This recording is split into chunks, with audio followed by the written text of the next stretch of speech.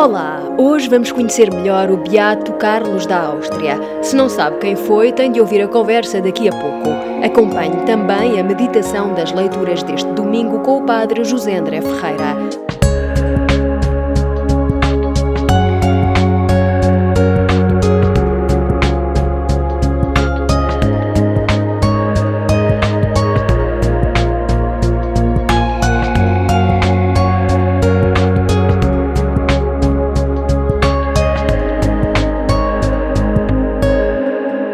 Lembra-nos o Papa Francisco. É evidente a incoerência de quem luta contra o tráfico de animais em risco de extinção, mas fica completamente indiferente perante o tráfico de pessoas. Desinteressa-se dos pobres ou procura destruir o outro ser humano de que não gosta.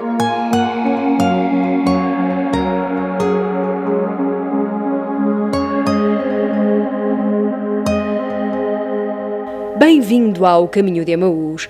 O Beato Carlos da Áustria viveu na Madeira, onde está sepultado. O padre João Vergamota conheceu a história da sua vida e resolveu contá-la aos mais jovens com o livro O Santo Rei. Hoje vamos com ele conhecer melhor o Beato Carlos da Áustria. Tem a percepção se os mais novos ainda gostam de ler histórias infantis e se interessam por estas histórias que têm a ver com a nossa história? A experiência que eu tenho, e surgiu também do Colégio do Ramalhão, é que contar histórias às crianças dá frutos. Eles gostam que se conte histórias e apanham muito bem. Portanto, não tenho tanta experiência de os ver a ler, mas de que eles gostam de que lhes contem histórias, sim. E como é que lhes surgiu esta ideia de escrever sobre o Beato Carlos da Áustria? Estávamos numa conversa de amigos há uns tempos a falar do centenário do fim da Grande Guerra e lembrámos que não se pode contar o fim da Grande Guerra sem falar do seu grande apóstolo da paz, que foi o Imperador Carlos da Áustria e Rei da Hungria, que foi um grande defensor da paz. Acho que, como diz um autor sobre ele, foi dos poucos homens que na guerra defendeu a paz e foi dos poucos que não foi ouvido.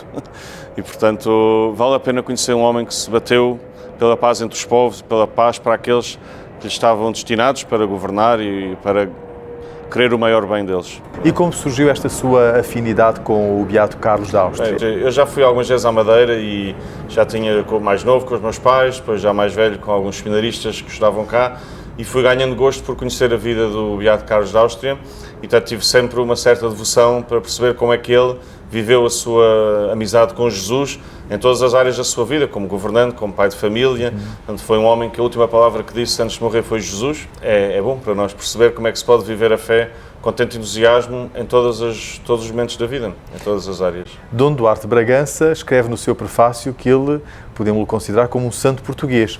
Como é que o último imperador do Império Austro-Hungarico acabou por morrer em Portugal? O que é que aconteceu na sua vida? O Imperador Carlos da Áustria foi exilado para a Suíça da primeira vez, depois da guerra, quando terminou o Império Austro-Húngaro, mas ele nunca desistiu de recuperar ao menos o trono da Hungria. Portanto, tentou uma vez, não conseguiu, voltou para a Suíça, tentou a segunda vez, mas a segunda vez foi como que preso, e mais a sua mulher, e os filhos continuavam na Suíça, e depois os ingleses dispuseram um barco à sua disposição para o levar para um exílio que ele não sabia onde era. Mas foi para a Madeira, dadas as ligações de Inglaterra à Ilha da Madeira, e acabou por chegar à Madeira e lá ficou, onde foi muito bem acolhido pelos madeirenses, e isso é uma coisa que ele sempre reconheceu e que a Imperatriz Gita sempre reconheceu ao longo da vida. Aliás, há uma carta que ela escreveu a uma amiga portuguesa onde dizia: gosto tanto dos portugueses, gosto tanto de Portugal, porque tiveram na Madeira o acolhimento que não tiveram em tantos outros sítios.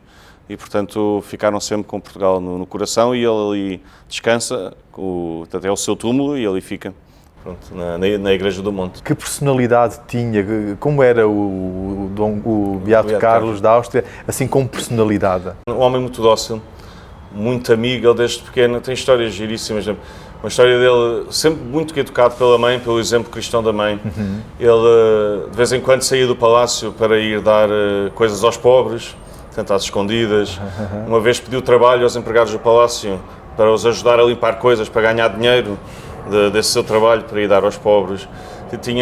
Sempre foi muito educado, numa atenção aos outros única, e isso depois repercutiu-se também no exército, onde ele tinha sempre uma atenção a todos os soldados, sem fazer diferença qualquer, se eram da nobreza ou do povo. Ele sempre tratou a todos por igual, sempre, e foi essa uma das suas grandes marcas, foi a amizade por todos, sempre, porque certamente animado pela fé reconhecia neles filhos de Deus, a quem ele tinha que cuidar. Portanto, há uma história engraçada com um soldado que ele estava a visitar as tropas e ele não conhecia a cara dele, portanto, não sabia quem o imperador era, e o imperador perguntou-lhe: tu és de onde? Ele lá disse: a terra.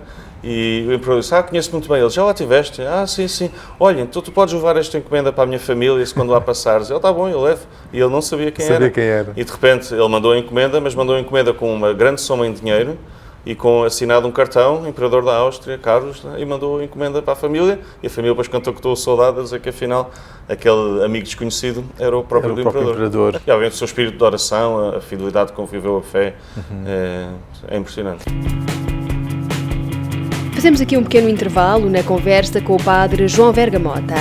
Agora, no Minuto do Cat de hoje, o padre Tiago Neto responde à pergunta: o pecado também tem uma dimensão social?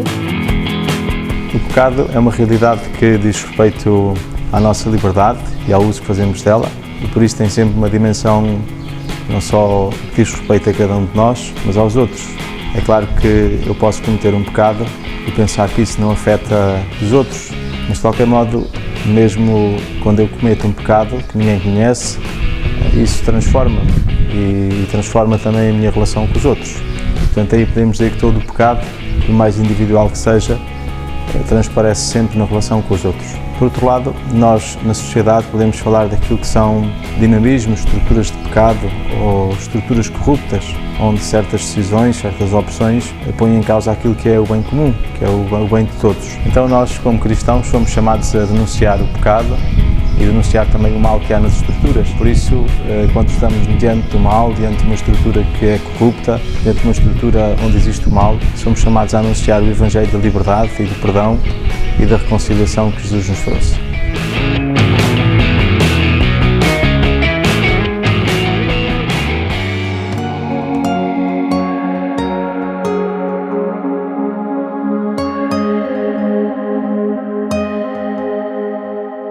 Mais à frente, acompanhe a meditação das leituras deste domingo com o padre José André Ferreira. Agora voltamos à conversa com o padre João Vergamota.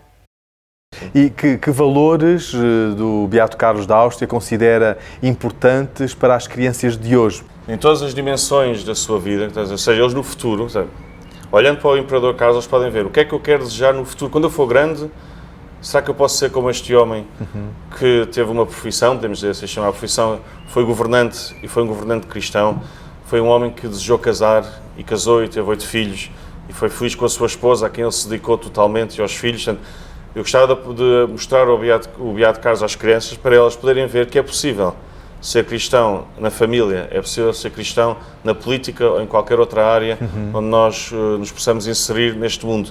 É possível ver a amizade com Jesus em qualquer sítio, ou seja, dizer no fundo para as crianças aquilo que o Papa Francisco disse sobre a santidade. Nós podemos ser santos em qualquer dimensão da vida, e eu gostava que eles pudessem também um dia aspirar. Eu gostava de ser como o Beato Carlos, gostava de casar um dia com uma boa esposa, ter os meus filhos e educá-los na fé, cumprir a minha missão profissional com grandeza, com ânimo, tratando a todos com amizade. Enfim, penso que é um bom exemplo. Ele foi educado nestes valores da fé, não é? Sim, ele foi educado. Para poder exercer o seu governo a partir dos valores da fé. Quando era novo não pensava que viria a ser imperador, porque enfim, ele ficou imperador, ou melhor, príncipe herdeiro, quando morreu. O tio foi assassinado em Sarajevo, no acontecimento que deu origem à Primeira Guerra Mundial. Ele não estava propriamente a pensar que essa fosse uma hipótese, pensaria remotamente, mas não tão próxima quanto acabou por ser. Mas de facto foi educado, a preocupação dos pais, e principalmente da mãe, foi educá-lo na fé, com uma piedade sincera, com todos os valores que já disse. Foi educado por padres jesuítas e padres dominicanos, numa vila onde viveu na Hungria, e portanto foi essa a base que ele recebeu de casa. Portanto, ele tinha um tio padre, teve um primo padre, portanto, a fé era uma coisa que passava na família. Mas ele também passou por muitas dificuldades ao longo da sua vida. Que dificuldades é que o Padre João pode sublinhar e que o ajudaram provavelmente a crescer? Porque muitas vezes as crianças também, diante das dificuldades, e os jovens e os adultos, a tendência é aquela de desistir.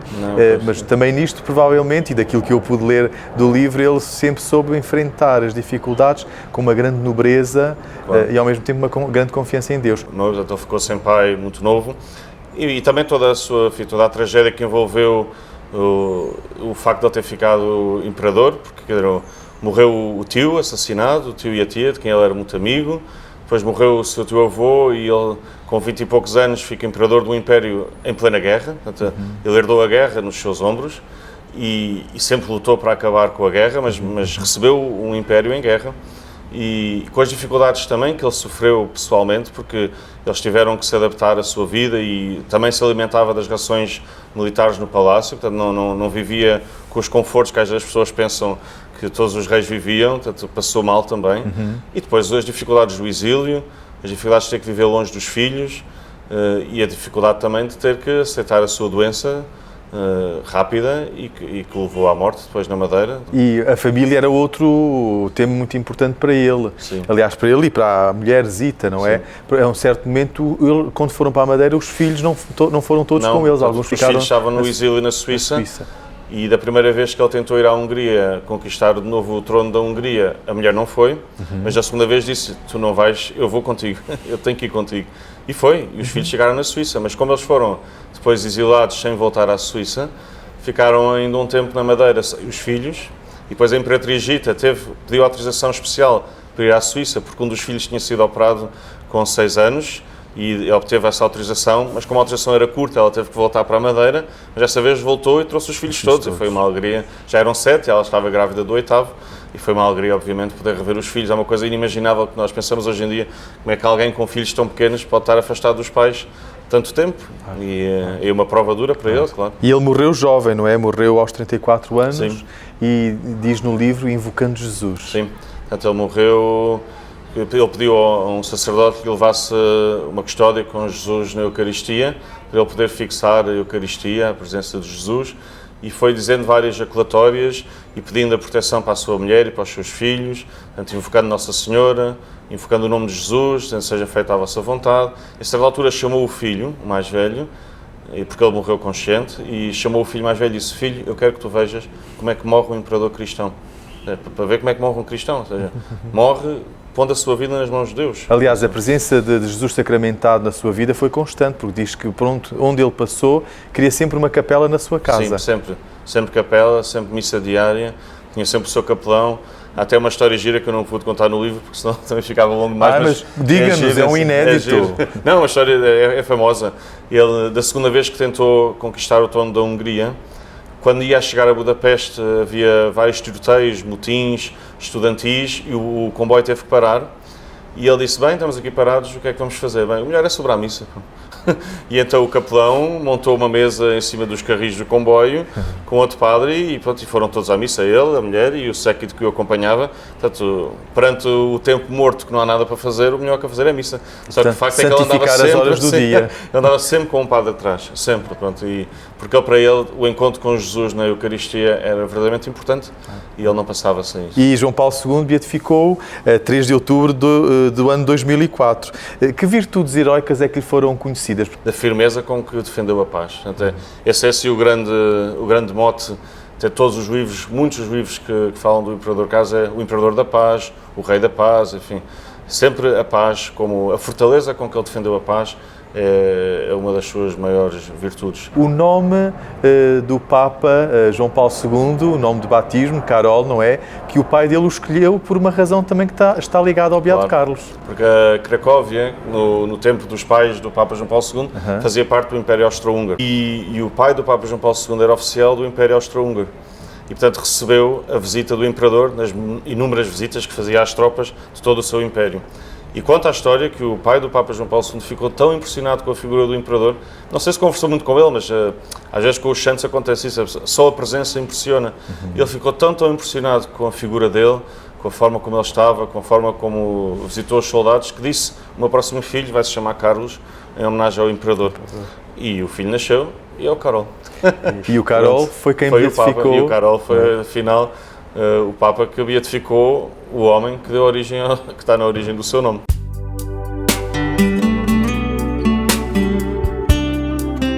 Continuamos no Caminho de Emaús com o tema Vale Mais, do Padre João Paulo Vaz. A seguir, não perca a meditação das leituras deste domingo com o Padre José André Ferreira.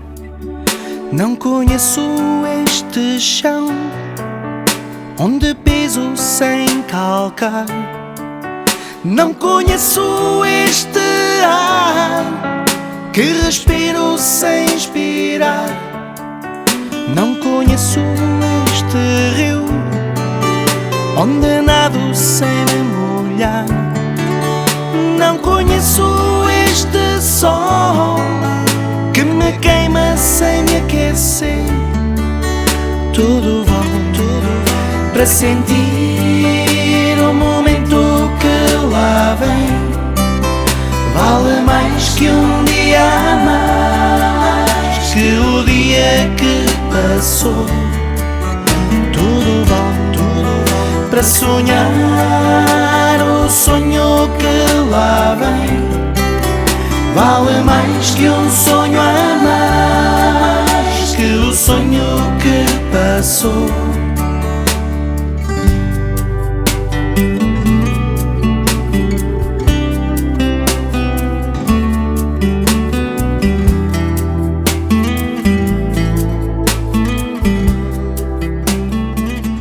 A encíclica Laudato Si lembra-nos que, embora o ser humano possa intervir no mundo vegetal e animal e fazer uso dele quando é necessário para a sua vida, o catecismo ensina que as experimentações sobre os animais só são legítimas desde que não ultrapassem os limites do razoável e contribuam para curar ou poupar vidas humanas.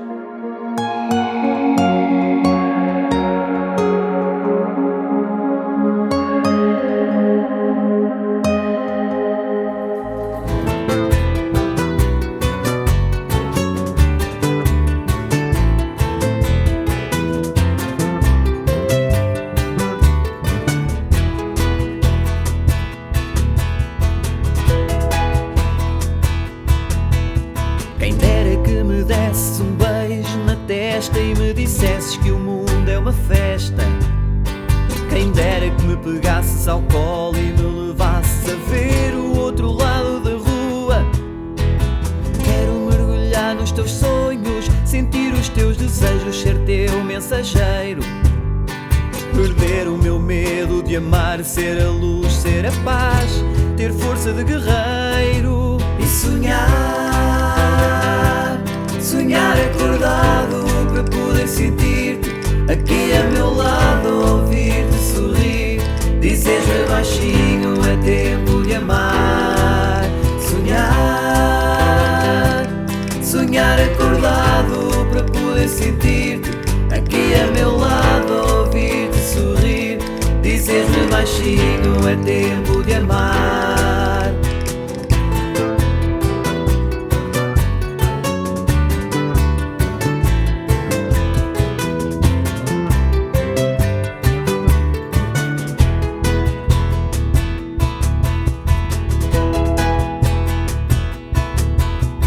Quero ver o pôr do sol contigo, dançar sobre as estrelas ao luar. És a minha força, o meu abrigo, em ti eu quero caminhar. Ouvi a tua voz que me chamou, olhaste nos meus olhos a sorrir. Ao descobrir-te descobri quem sou, e agora é tempo de partir e sonhar, sonhar acordado para poder sentir-te aqui a meu lado, ouvir-te sorrir, dizeres-me baixinho é tempo de amar. Sonhar, sonhar acordado para poder sentir-te aqui a meu lado, ouvir-te sorrir, dizeres-me baixinho é tempo de amar. Sonhar, sonhar acordado para poder sentir-te aqui a meu lado, ouvir-te sorrir, dizeres-me baixinho é tempo de amar.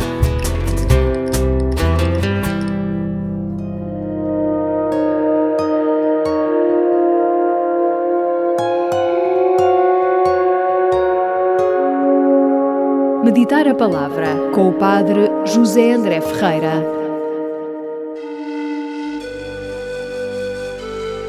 Bem-vindos ao Meditar a Palavra neste 18º domingo do Tempo Comum. E é sempre útil e também belo poder voltar a ouvir estes textos com sabor eucarístico, em pleno período de férias, quando haveremos de admitir, em alguns casos, para não dizer muitos, a prática religiosa, sobretudo a participação ativa e consciente na liturgia, diminui drasticamente. A desculpa recorrente, não apenas para estes casos, mas para diversas circunstâncias, é sempre a falta de tempo. Não tenho tempo, não temos tempo, não há tempo.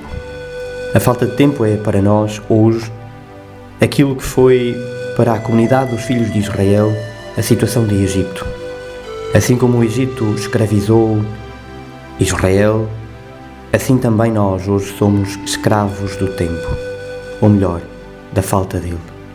Somos escravos do tempo porque é o tempo que dita as regras, os momentos e também aquilo ou não a que devemos dar prioridade. Somos escravos do tempo como Israel foi do Egito. Há sempre tempo para pedir, mas tão pouco tempo para agradecer. Há sempre falta de tempo para viver em ação de graças. E a Eucaristia é isso mesmo, ação de graças. A Eucaristia deveria ser esse momento de ação de graças que depois nos transporta para a vida. Deveríamos, pois, viver uma vida eucarística em constante ação de graças, mas não há tempo. Somos escravos do tempo. O Senhor continua a alimentar a nossa vida, continua a alimentar-nos ao longo da vida. E nós vamos perguntando, como perguntou Israel, o que é isto? Manu, sem capacidade de dar graças a Deus pelos dons recebidos. Questionamos o que é aquilo que recebemos, mas não entendemos que muitas vezes são pequenos dons de Deus. Somos dependentes de milagres e cada vez mais pedimos milagres maiores. Vamos tentando a Deus perguntando: que milagres fazes tu para que nós vejamos e acreditemos em ti? Somos muitas vezes insensíveis ao grande milagre da Eucaristia, porque aos nossos olhos não são milagres grandiosos aqueles que ali acontecem. Mas a Eucaristia é sempre o momento no qual o Senhor se entrega por nós. Haverá milagre mais autêntico? Nesse momento, no momento da Eucaristia, percebemos que a eternidade irrompe no tempo. Não há falta de tempo, há apenas a eternidade. Nesse instante, onde, como diz o príncipezinho, o essencial que é invisível aos olhos se torna concreto no pão e no vinho consagrados. E quão essencial é o pão e o vinho nas nossas mesas. Quando bem vivida, a Eucaristia não é uma espécie de teatro onde o padre realiza ou executa alguns passos de magia. Quando bem vivida, a Eucaristia é o lugar onde Jesus nos alimenta, onde Ele ganha espaço em nós, libertando-nos do homem velho, que por antonomasia é o homem escravo, também escravo do tempo ou da falta dele. A Eucaristia é sempre esse espaço onde Jesus nos liberta e nos sacia para a vida eterna, onde Ele se vai formando em nós e vai permitindo que a nossa imagem se torne cada vez mais a imagem do homem novo, porque Cristo ganha espaço em nós. Que também, neste tempo dedicado ao descanso, possamos viver a Eucaristia em plenitude e perceber que nela Jesus nos alimenta para a vida eterna.